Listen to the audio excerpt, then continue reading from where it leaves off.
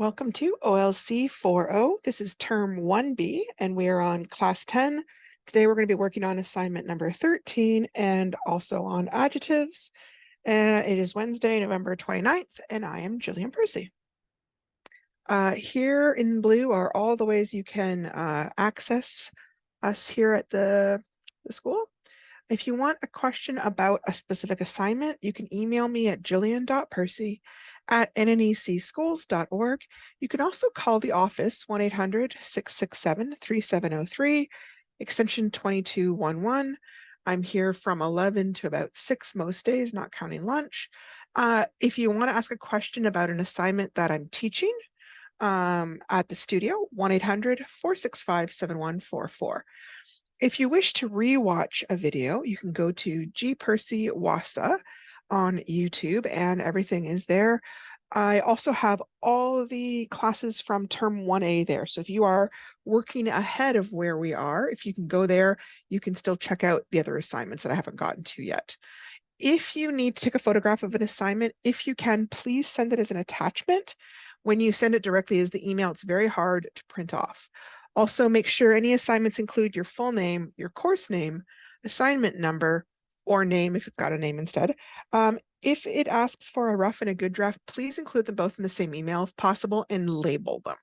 And then that gets sent to student.work@nnec.on.ca. And the reason is just that it's in the system. If something happened to me, or if you get finished this year and it went on to next year, that way the next teacher can still access things. Or if it comes to me directly, the next teacher couldn't access things so easily. So that's one way. It just kind of protects your work, basically. Okay, looking at today's work, we are going to understand and identify adjectives of different categories. We are going to understand and apply the royal order of adjectives, identify typical places for adjectives in sentence patterns, understand how to begin revising our work in a variety of ways, and understand how to edit our work. Sadly, it keeps doing this. Note, we typically warm up with grammar, but we've got a lot to cover with today's assignment. So we're going to look at adjectives last to make sure I cover everything you need to know for assignment 13. And I will just kind of very quickly do this. My apologies. Okay. Oh, really? Okay. I don't think it is.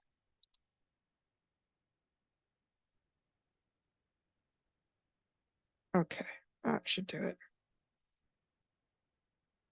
Okay, so assignment 13. Yesterday we worked on assignment 12, which was writing the rough draft.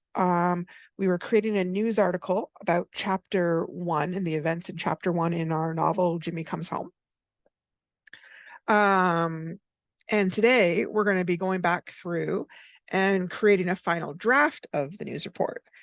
This is one of the required items in the portfolio. So it gets counted kind of double, basically. First of all, make a photocopy of your rough draft from lesson 3. Check your spelling. Okay, I don't like how they phrase this, but anyways, I'm going to read it and then I'm going to talk to you about how I want you to do it. Check your spelling, grammar, and punctuation using the writing process as a guide. This copy of your rough draft should have all kinds of editing marks on it. The revising, editing should stand out clearly. That's worth 10 marks. So I know you already handed in a rough draft for assignment 12, but part of assignment 13 is that you hand it in again to me with all the revisions and editing marks that you're going to make that we're going to talk about how to do, okay?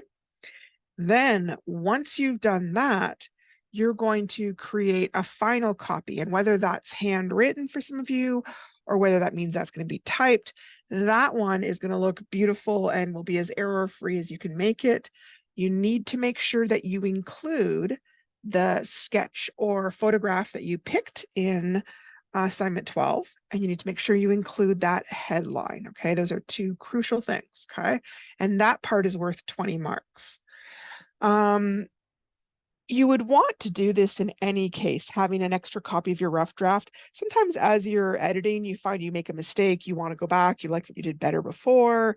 It's always good to have 2 copies. So no matter what, 1 copy is your original, and you won't touch that one at all. I already should have a copy of that. Then you're going to take that, photocopy it or take a picture of it or whatever, and then do all your editing on that extra one, okay? Now, here is the original checklist for the news report for assignment 12, but it counts for assignment 13 too, because they're both related to the same thing, okay? The headline is short and it catches the reader's attention. A date is included in the report. That is always there, okay? Appropriate who. Who can be whatever the topic is about, right? It doesn't necessarily have to be a person. In this case, it should be. The what, when, where, and why are correct, and they make sense, right? The reader understands what you're talking about. That part should all be in your lead in the first couple of sentences, right? The how demonstrates understanding of the event. Any quotes you've included are thoughtful and appropriate to the event. And the level of detail demonstrates considerable understanding. Quick reminder about the quotes. We talked about this yesterday. The quotes have to make sense. So in that chapter 1, there's a conversation between Jimmy and his probation officer. And a lot of people want to quote that because it's one of the few quotes in the book in that first chapter.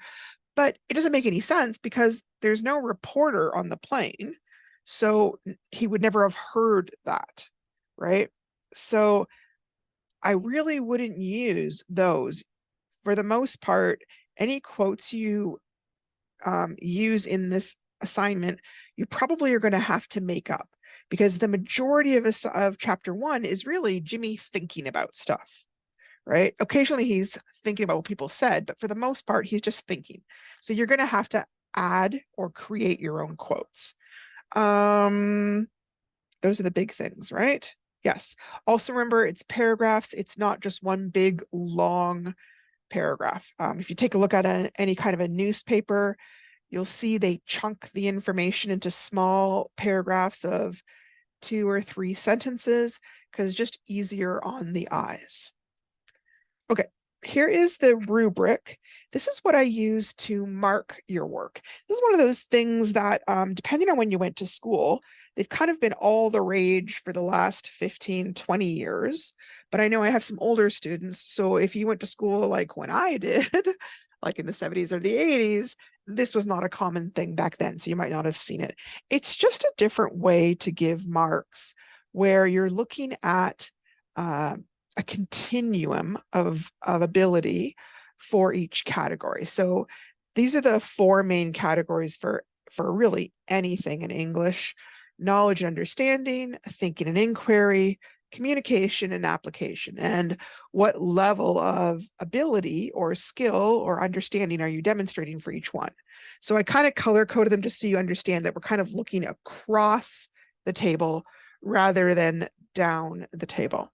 This whole assignment number 13 is worth 30 marks. And that means each of these categories, these color-coded categories, you could earn a maximum of 7.5 marks for each one. So in knowledge and understanding, I'm looking to see that you included the 5 W's and how, and that they're clear. If you did a poor job of it, then you're going to be demonstrating limited knowledge of the event. If you've included some of them, but not all of them, that's some knowledge of the event.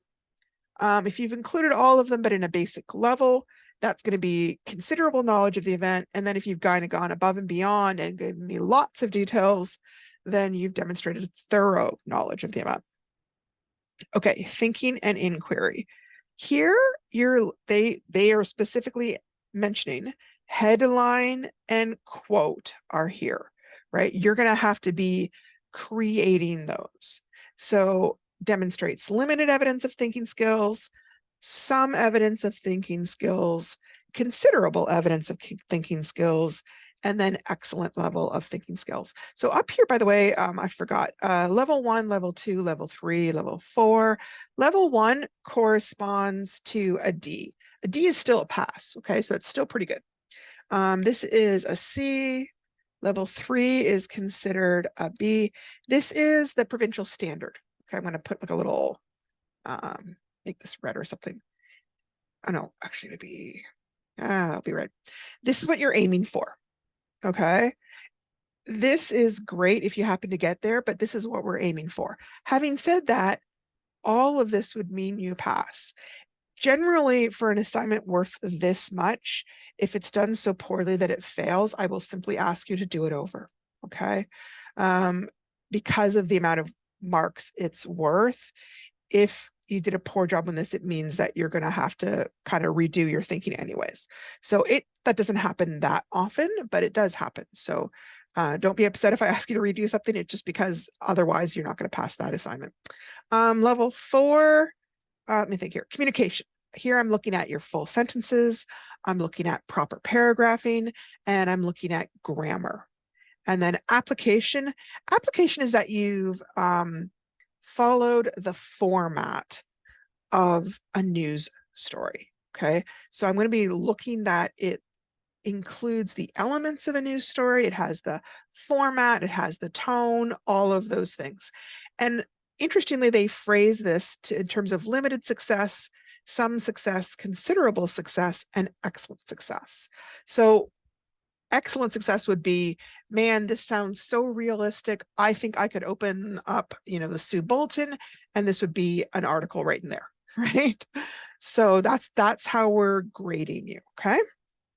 So the big thing for this assignment is in the writing stages is we're working on the revising stage.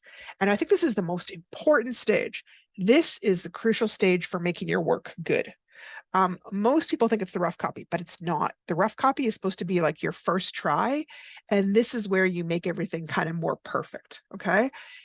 A lot of people get confused and think that what I really want is just that you copy your work in neater handwriting or to type it, but that is not what this stage is about. Revising is where you look over the rough draft and see how you can polish it up to make it even better. There are literally hundreds of ways to improve your writing work, and we're going to be talking about them throughout the course. Probably not all of them, but some of them. I'm just going to mention some of the biggest ones right now that I look for. The very biggest thing, the thing I look for, first of all, anytime I read your work is, do I understand what you are saying? Before I look at how well you said it, I want to know, do I get what you're trying to tell me? Sometimes when we're writing, we've got a very clear idea in our own head of what we are meaning, okay? But sometimes we didn't convey it very well in our sentence. So the best way to find this out is read it out loud and see if your meaning is clear. Here are some very common problems that are very easy to fix. So one common thing is people will be too vague. So they'll write, oh, Brian was upset by all his problems. Okay, well, what are his problems? The biggest way to fix that, just add me some more details. Brian was upset because of so many things: his failed exam, his pregnant girlfriend, and now his parents were yelling at him. All you need to do there is just add on. Repetitive or redundant. Sometimes it's like I find this is really common at the beginning of a sentence for some reason. They aren't sure how to start, and so they kind of do it 2 or 3 times because they aren't quite sure how to do it. Basically, get rid of those and only pick one of them. So in my opinion, in my belief, he should have gone home. Well, those are saying the same thing. We don't need both of them. Just pick one. In my opinion, he should have gone home. That's fine. So the other thing is sometimes people can't remember the characters' names. It's really common. Just go back and look. So what happens is they start using pronouns all the time. But because there's like lots of boys, I never know for sure what he you're talking about. Is he Jimmy? Is he Gary? Is he the constable? Same thing for she. So the biggest way to fix that is start using their names. So if I have a sentence like, after he told him about the affair, he was mad at her. Well, who told him? Who's him? Who's the he? Who's the her? I don't know. Use their names. After Dave told him about the affair, Pete felt mad at Susan. Or I could say, after Dave told Pete about the affair, he felt mad at Susan. I could fix that up, but I've used their names. So it's very clear to me who you're discussing, okay? Even if you feel like it should be clear because I've read the chapter 2, that isn't the point. The point is I'm looking to make sure that you know how to make your meaning clear. Okay. Sentence fragments. This is the other big one. Every sentence has to have 3 things, right? The subject, the predicate, and it has to be a complete thought. If it is missing any one of those things, it is considered incomplete or a fragment, and it brings your writing down. Fixing these are generally pretty simple. You just add the missing part to the sentence. So for example, if I have the sentence went to the store, well, what's wrong with that? It's missing a subject. I don't know who went to the store. So you just fix that by adding the subject. He went to the store. My mom went to the store. Gukum went to the store, whoever it is. Sentence, the old red truck. What's wrong? Well, it's missing a predicate. I don't know what the truck is doing. So add a predicate. The old red truck drove down the street. The old red truck crashed into the building. The old red truck fell apart. Whatever. You have to tell me what's happening with the red truck. After I go. Now this one is tricky because I is your subject, go is your verb, but after I go implies a second part of the sentence. After I go, start the casserole. After I go, lock up. The after requires more information. So what happens is now it's an incomplete thought, and you have to add another part to the sentence to complete it. It's often called like a main clause. So after I go, please do the dishes. We will talk more about that particular type of problem, but it is there. The other really common time when people have sentence fragments is when they're trying to create emphasis. So for example, I never should have gone there, not with him. Okay, but not with him can't stand alone as a sentence. It doesn't have a subject. It doesn't have a verb. So it cannot be a sentence on its own. Now, I know some of you might be thinking him is the subject, but it's not. Him is an object pronoun. It can't work as a subject. Now, you can fix this up in two main ways. You could phrase it differently to make it part of the main sentence. I never should have gone there, at least not with him. Or if you still want the idea of emphasis, you can try using a dash instead. I never should have gone there, dash, not with him. Now it's part of the main sentence and it's totally legit. Okay. So run-on sentences. This is my other big problem when I'm marking, and it's one of the big things I look for. Sometimes people just forget to use punctuation at all. I think this may be in part due to how much we do messenger text these days, and we don't really use periods very much. Also, if you're doing your writing on your phone, I know a lot of times you got to kind of flip over and find it. It's kind of a hassle. In casual conversation between friends, casual writing, it's writing, but it's a casual kind of writing. It's casual. Sorry, I'm just gonna say casual forever here. Casual. Casual writing between friends, it's more like a conversation. But for academic writing, we need to make our sentences clear. And usually this happens in two main ways. First, people will start using a comma between their sentences instead of a period. So an example would be, I was glad to try going back to work, comma. It was a chance for a new start, comma. I can't wait to finish, comma. Then I can get a promotion at work, period, finally. Okay, how do you fix that? That's an easy fix. Just take out all those commas and put a period there instead. Don't forget to start the next word after the period with a capital letter because it's now the beginning of a new sentence. So, for example, hang on, I can see a mistake there for myself. I was glad to try going back to work. Now, I don't want the comma there anymore. I'm going to put a period. Oops, sorry. And then I'm going to change that little I to a big I. It was a chance for a new start. Instead of my comma, I put a period.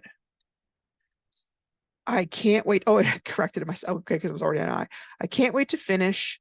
Then I can get a promotion to work. Now, this is actually a legitimate complex sentence. That one is okay. I meant to have discussed complex sentences by now. I apologize. We'll cover that maybe tomorrow if I can. If you're worried about it, you can put a period there. I know that now you have a bunch of short sentences and maybe you're wanting to join them, and we can talk later about ways to do it. But this is an easy, quick fix that at least makes it grammatically correct. And that takes priority over it sounding beautiful. The second way that people sometimes do a run-on sentence is when they join all the sentences together with conjunctions. Really commonly, they use and or then, or sometimes both together and then. So here's an example of that. First, we went to the fair in Dryden, and when we got there, we parked our car, and then we walked around some, and then we went on some rides, and then we went to look at the animals, and then we ate some hot dogs, and then we got tired and went home. This is a really common run-on sentence style. It kind of imitates speech, right? When we're talking to people, we don't necessarily come to a full stop every time we finish a thought. And again, it's just that difference between conversation and academic writing. So for this, you would either highlight or circle all the spots where you've got then or and then. And most times that's where a sentence should have occurred. So then you'd put a period there and put a capital on the word afterwards, and then read it back to yourself to make sure it makes sense. Every now and again, there might have been an and that was legitimate and could have been there. Okay, so first we went to the fair in Dryden, and okay, we don't want that and. So first went to the fair in Dryden, period. I'm just going to get rid of that. Oh, there used to be a cross-out thing, but they don't have that. Delete. When, capital now, because it's the beginning of a sentence. When we got there, we parked our car. And then I'm going to just stop it right there. Okay. And then I'm going to get rid of. And that means we becomes the beginning of my sentence. We walked around some. Okay. Just to know, some is a funny word to end on because usually some is it's an adjective. And it's describing something. We walked around for some time. Okay. Getting rid of and then, and that makes this our capital. We went on some rides, and then, okay, we don't want the and then. We're going to get rid of it. Hang on, period first. And then get rid of, that makes this our capital. We went to look at the animals, and then, okay, we don't want that and then. Okay. Capital W. We ate some hot dogs, period. And then we got tired, capital W,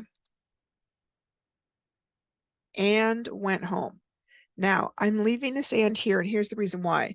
If I tried to put a period here and take out the word and, that is in a sentence, went home. The and needs to be there because what we're doing here, this is our compound predicate. We're actually joining the two verbs. Got tired, went home. So it doesn't need a new subject because we're just creating a compound predicate, which is fine. Yeah, actually for this one, you would need a comma there. Okay. Now, I'm just kind of showing you this. Using and then to join two sentences together is fine. But more than two, no, it's too many. You can't keep on doing it. I broke them off all just to kind of make sure you understood the difference. It's fine once, it's not fine over and over and over and over again, okay? Okay, this is supposed to be where I did it. That's fine. Okay, so after you've checked for those things, and you are welcome to make any other revisions. Like we will talk more about other grade revisions. I just don't want to overwhelm you guys with too much stuff at once. After you've done the revisions, it sounds good, it looks good, it makes sense. Then you're going to tackle the editing. The editing is kind of the fussy stuff, okay? These items are usually only tackled after you've got your meaning across and you're not planning to make any more big changes to your work. Sometimes people use the acronym CUPS to help them remember what to check.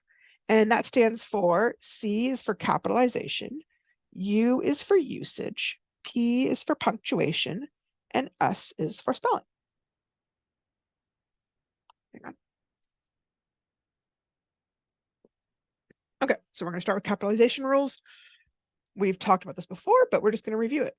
Here are all the places we use capital letters. Remember that in English, the default is lowercase letters. Capital letters are basically used for emphasis or to indicate that something is a name or a title. So we use it at the beginning of names, at the beginning of a sentence, to write the word I. So I can't write this. This is not good. I'm going to put this in like red or something, I think. Here we go. Okay. You can't write that. It's not considered acceptable. Okay. For the names of months and days, for titles like Mr., Mrs., Ms., Doctor. For the names of streets, Front Street, Queen Street, King Street. For the names of businesses, right? Hub, Post Office, Wassa. For the titles of books or movies or games, right? Fortnite would have a capital. A book like Jimmy Comes Home, the J and the C and the M would have capitals. For the names of places, towns, cities, reservations, provinces, states, countries, and continents. For the names of a body of water. For monuments or buildings that have specific names, it's really common for like, okay, the CN Tower, Massey Hall, the Renaissance Building, Victoria Inn. Often airports, train stations, and bus stations will have a specific name. Sometimes parks have a name, and you'll see like a little sign when you walk in. This is, Open Circle Park or whatever. Some natural landmarks, like mountains, often will have a name. Big canyons might have a name, valleys, deserts. So anything that's got a specific name, then you put the capital letter there to show that it's a name. The biggest one is that I see problems with are beginning of a sentence and writing the word I. Those are probably the two biggest capitalization errors I see every day. Usage. Usage is kind of a funny word. It's sort of a catch-all phrase indicating any kind of grammatical error. And I'm not going to include a long list of items to look for because I think that would be really intimidating rather than useful. As we go through the course, you're going to find yourself becoming more aware of the kind of grammatical errors that might pop up in your writing, okay? And that would be the usage kind of things. Every single person alive makes usage errors from time to time. I consistently find errors in my own work, especially if it was work I rushed through or if I was distracted. Do not be bothered by finding usage errors in your work. It just means that now you know enough to catch them. My mom, who's very old school, used to, I'm telling this is a true story.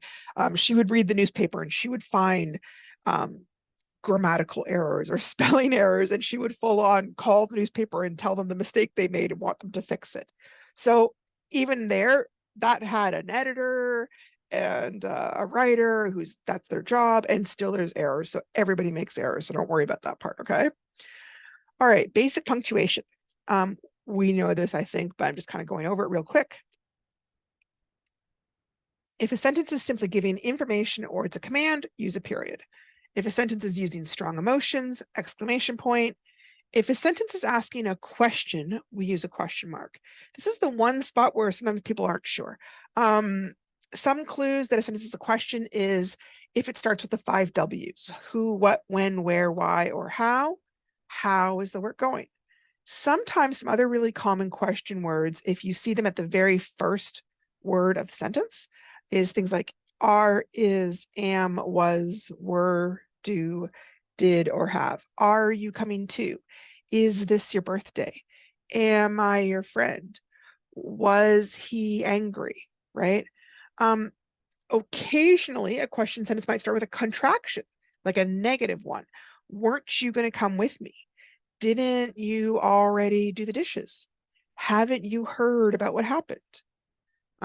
So those are all the basic punctuations. Okay, slightly more complicated punctuation is commas. And we will be talking about commas throughout the course because I find they are one of the trickiest punctuations to use correctly. They're used in a lot of different places. First, to separate the words in a date, Monday, comma, August 15th, comma, 2023. To separate the words in a list, please buy eggs, comma, flour, comma, milk, comma, and bread. To separate the words in an address, I live at 34 Front Street, comma, Sioux Lookout, comma, Ontario. And to separate adjectives, I saw a beautiful, comma, old, comma, big house. To separate two simple sentences or main clauses in a compound sentence. So like, I love to ride bikes, comma, and I love to swim. We've practiced that. To separate introductory material like prepositional phrases, adverb phrases that come before the main clause. Yesterday, comma, I went to the store. If I wanted to buy the car, comma, I needed more money. Okay, and quotation marks. Quotation marks are kind of just new. There's actually a ridiculous amount of rules about quotation marks, but I'm not going to worry about all of them. What I'm really worrying about is A, for the quotation, make sure the exact words are enclosed in quotation marks. That's the big thing. We also generally add a tag that tells the reader who's talking and how they're talking. It can come at the beginning, before the quotation, or it can come at the end of the quotation. So here it says, John said, comma, the concert is tonight. If the quotation comes last and there's a period there, just put the one period right there inside the quotation marks. It doesn't need another period outside. It just kind of stands for both of them. Sometimes the tag comes at the end after the quotation, in which case then you would put a period there, okay? Inside the quotation, the period gets changed to a comma. Otherwise, it's kind of confusing. It's like we have two tiny little sentences instead, but only a period, a question mark or an exclamation point would stay there. So pick me up at 8 o'clock, Beth said. That's how we would leave that one. But if we had, for example, let me think here. Are you coming? Question mark. Mom said, right? Same thing if it had an exclamation point. The last three types of punctuation are dashes, which can be used to define a word, introduce a list, provide further information. I would also say here, we talked about this today, provide emphasis.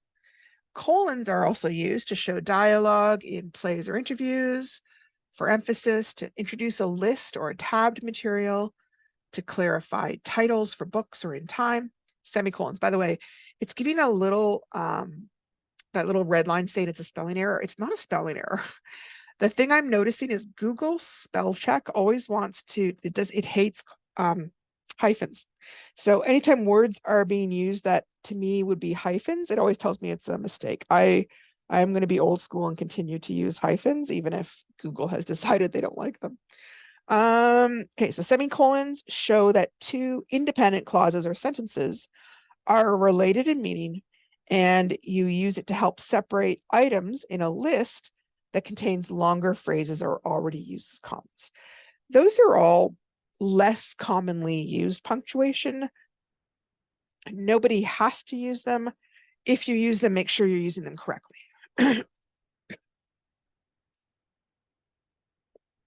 Okay, and last item for the CUPS acronym is spelling. Now, if you are using a computer for your assignments, then almost any word processing program has a spelling checker that will help you correct things.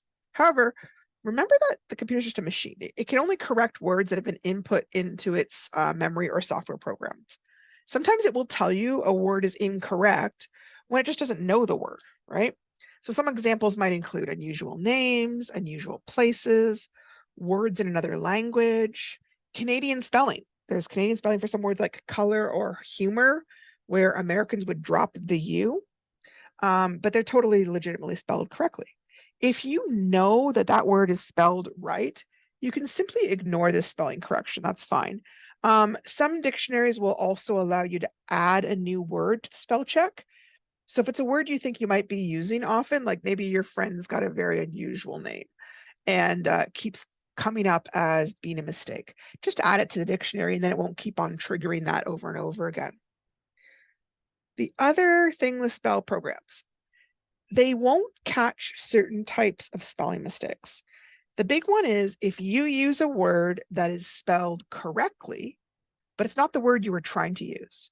So for example, if you wanted to write, he was a leader that influenced others, but you accidentally wrote, he was a leader that inflamed others, the computer won't tell you it's wrong. It's a legitimate word. It's spelled correctly. It's fine. It's just not the word you meant.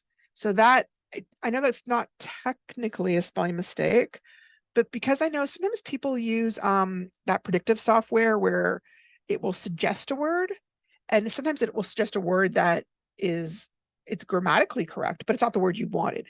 And people don't always notice and just kind of grab it and will use it. So that's one mistake that you might have. The other time where it's really common is when we have a homophone. A homophone is a word that sounds the same as another word, but has a completely different spelling and meaning. That's the tricky one. So some common examples are the two, and two, there, and it's. And you can see it sounds exactly the same. You have to just know that each one is spelled differently. So kind of, there's way more than this, but these are the most common ones. So two, this one is a location word, like I'm going to the store. This two with a W, TWO, is just the number two. And this two has the idea of also. This is the one where if I was saying me too, I want to go too, I was unhappy too. There, that one, THERE, is the location. This one is a possessive. It shows that something belongs to someone else. I feel like I'm putting too many S's there. Yep. Okay. No, it's there. And this one is actually a short form. This is a contraction.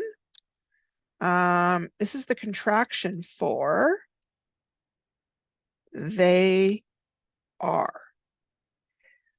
So if you're not sure, think about, is it a location?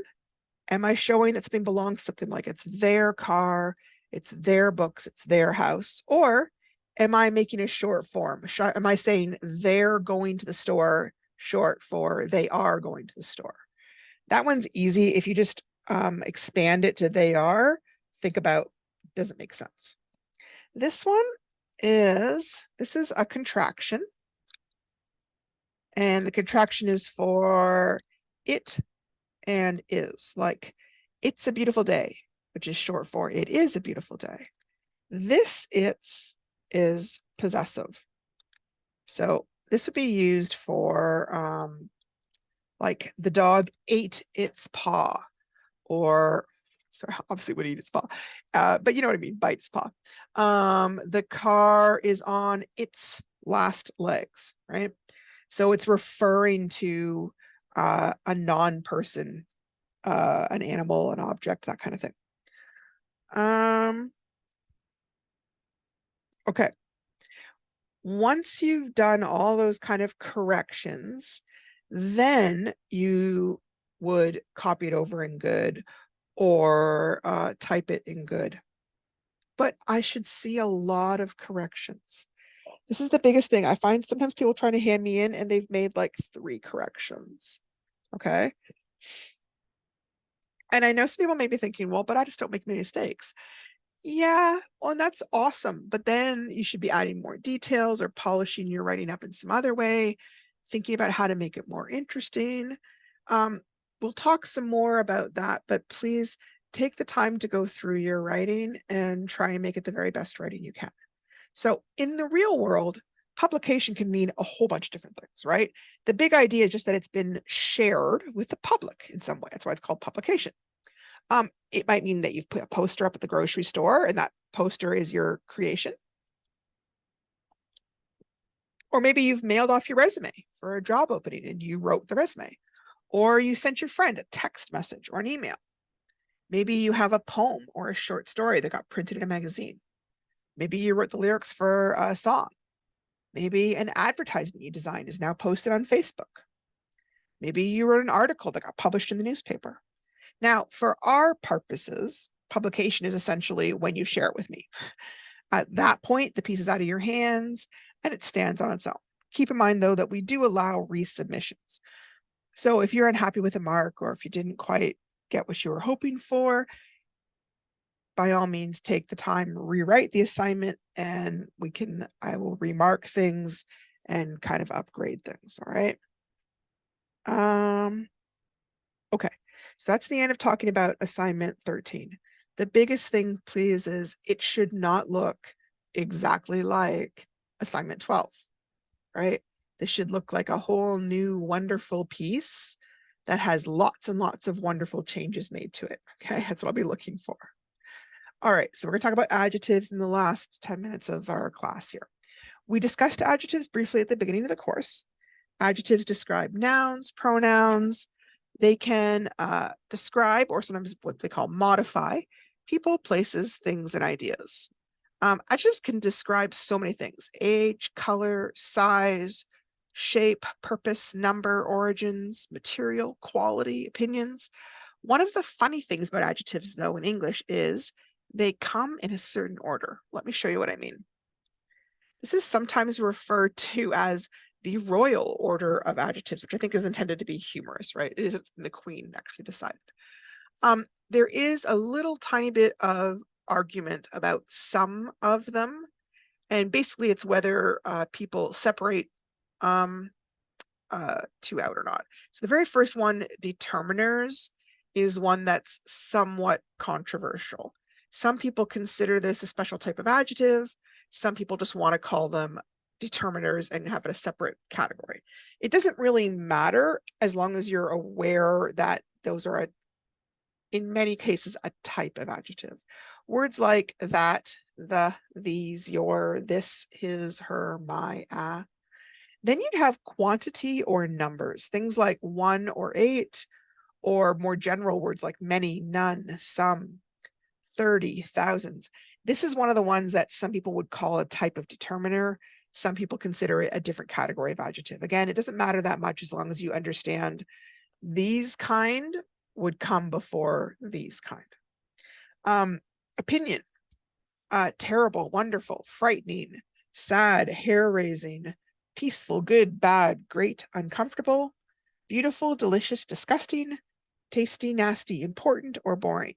Size, things like tiny, microscopic, big, huge, gigantic, enormous, medium-sized, long, short. Age, age can be old, young, babyish, middle-aged, teenager, elderly, retired, ancient, new, vintage. The shape, circular, squared, elliptical, geometric, oval. Colors, red, crimson, scarlet, azure, green, violet, indigo. Origin, origin is talking about like what country it comes from. And this one will be capitalized: French, American, British, Irish, Atlantic, like maybe it comes from the Atlantic provinces. European, so maybe it's not just one country, it's the whole area of European. Canadian, Dutch. Material, material is like what's it made of?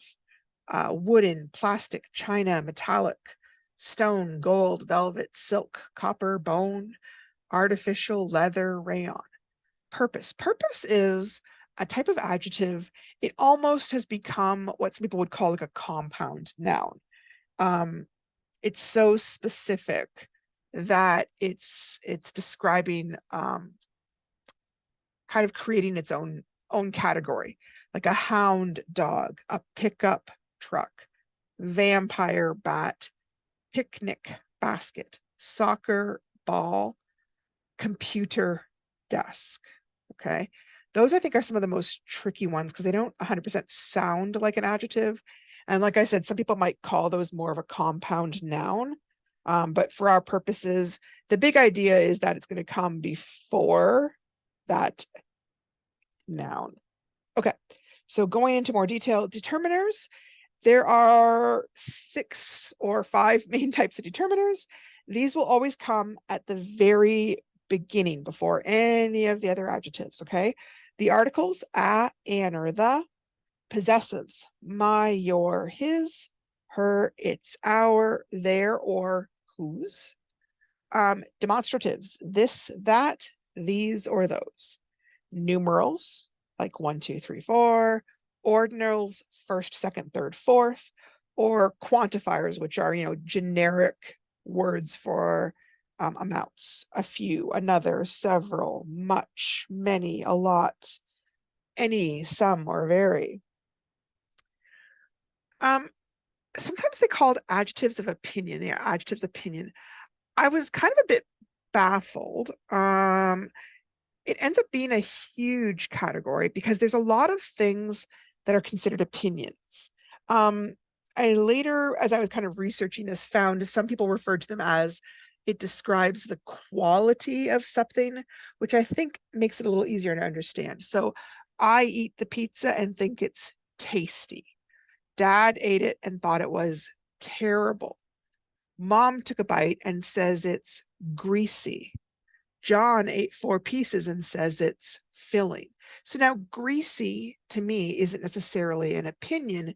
It's just describing the quality of it, like an attribute of it.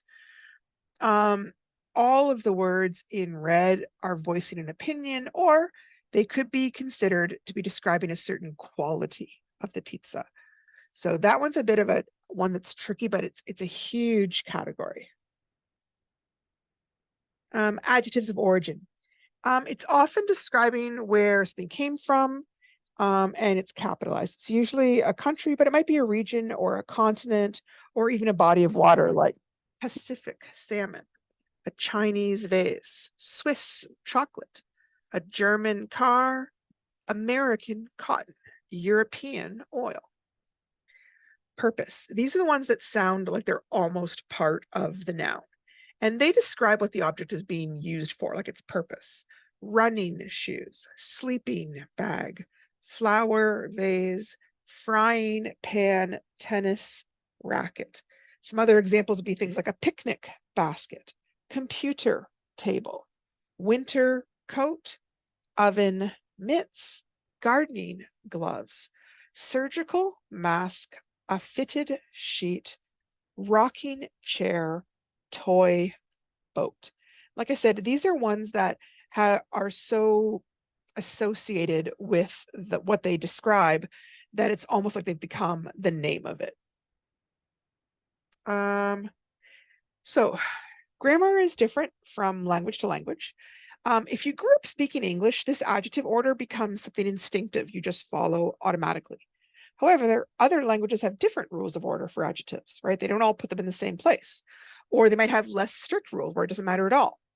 In that case, then the order for English adjectives is going to have to be learned or memorized essentially, because there's not any particular rhyme or reason why we use this order. I can't give you a reason that you can remember.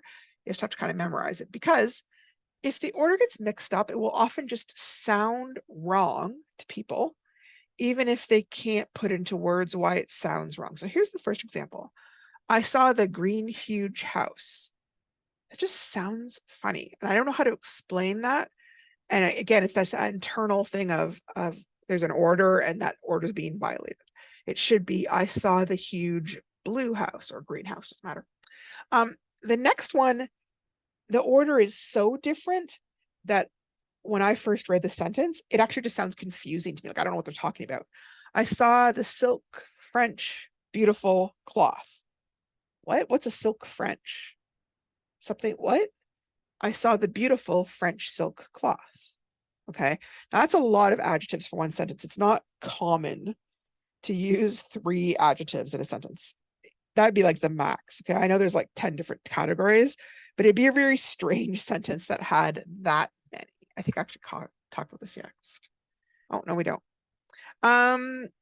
There's also one more rule for adjectives, kind of a funny one. And this one, interestingly, crosses all languages. It seems to be about how our mouth is shaped. Why do we say it as big bad wolf instead of bad big wolf? Because opinion is supposed to come first, right? There's a rule that seems to cross languages that trumps or takes priority over the normal order of adjectives. It is basically this.